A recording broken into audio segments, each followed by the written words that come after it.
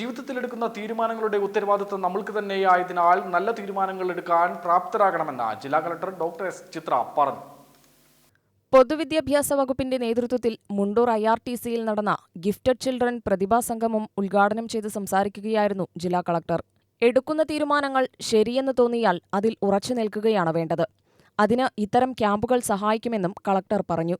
ഭാവിയിൽ ഒരു പ്രായം കഴിയുമ്പോൾ നമ്മുടെ ജീവിതത്തിൽ എടുക്കുന്ന എല്ലാ തീരുമാനങ്ങൾക്കും നമ്മൾ തന്നെയായിരിക്കും ഉത്തരവാദി. അതൊരു വലിയ റെസ്പോൺസിബിലിറ്റിയാണ്, ജോലിയിലായാലും വ്യക്തി ജീവിതത്തിലായാലും.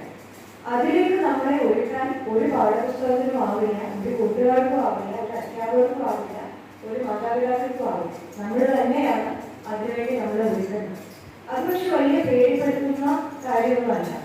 നമ്മൾ ഓരോ കാര്യത്തിലും എടുക്കുന്ന സമീപനം കൃത്യവും ശരിയും ആണ് എന്ന് നമുക്ക് ബോധ്യമുണ്ടെങ്കിൽ, ഇപ്പോൾ ശരി തെറ്റുകളെ പറ്റിയിട്ട് പലർക്കും പല ഇന്റർപ്രിറ്റേഷൻസ് ആയിട്ട്, സാമൂഹികമായിട്ട് രാഷ്ട്രീയമായിട്ട് പല രീതിയിൽ വളർന്നു വരുന്നവർക്ക് ആ കാര്യങ്ങളെ പറ്റി പല അഭിപ്രായങ്ങളായി. പക്ഷെ നമ്മുടെ ശരി തന്നെയാണ് എന്ന് നമുക്ക് ബോധ്യമുണ്ടെങ്കിൽ ആ ശരിക്കനുസരിച്ച് ഒരു തീരുമാനം എടുക്കാൻ നമുക്ക് ഒരു വിൽ പവർ ഉണ്ടെങ്കിൽ, അതിനനുസരിച്ച് കാര്യങ്ങളെ മുമ്പോട്ട് കൊണ്ടുപോകാനുള്ള തീരുമാനം ഉണ്ടെങ്കിൽ ജീവിതം വളരെ എളുപ്പമാണ്.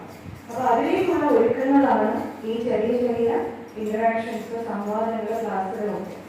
2 ദിവസങ്ങളിലായി നടക്കുന്ന ക്യാമ്പിൽ വിദ്യാർത്ഥികൾക്ക് വിവിധ പരിശീലന പരിപാടികൾ സംഘടിപ്പിച്ചിട്ടുണ്ട്. ജില്ലാ വിദ്യാഭ്യാസ ഉപഡയറക്ടർ VP മനോജ് കുമാർ അധ്യക്ഷനായി. ജില്ലാ വിദ്യാഭ്യാസ ഓഫീസർ ഉഷ മാനാട്ട് ആമുഖ പ്രഭാഷണം നടത്തി. Ottapalam DEO AK Aneesh, Mannarkkad DEO Jayarajan Namath, Jayaprakash, coordinator C Preetha എന്നിവർ സംസാരിച്ചു. ബിബിൻ പരപ്പനങ്ങാടി, ഗഫൂർ ആറ്റൂർ, ഉണ്ണികൃഷ്ണൻ മംഗലശ്ശേരി, C ജയശങ്കർ എന്നിവർ വിവിധ വിഷയങ്ങളിൽ ക്ലാസ് എടുത്തു.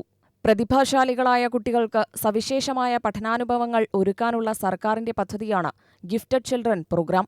ജില്ലയിൽ നിന്നും തിരഞ്ഞെടുക്കപ്പെട്ട കുട്ടികൾ ക്യാമ്പിൽ പങ്കെടുത്തു. UTV news, Palakkad.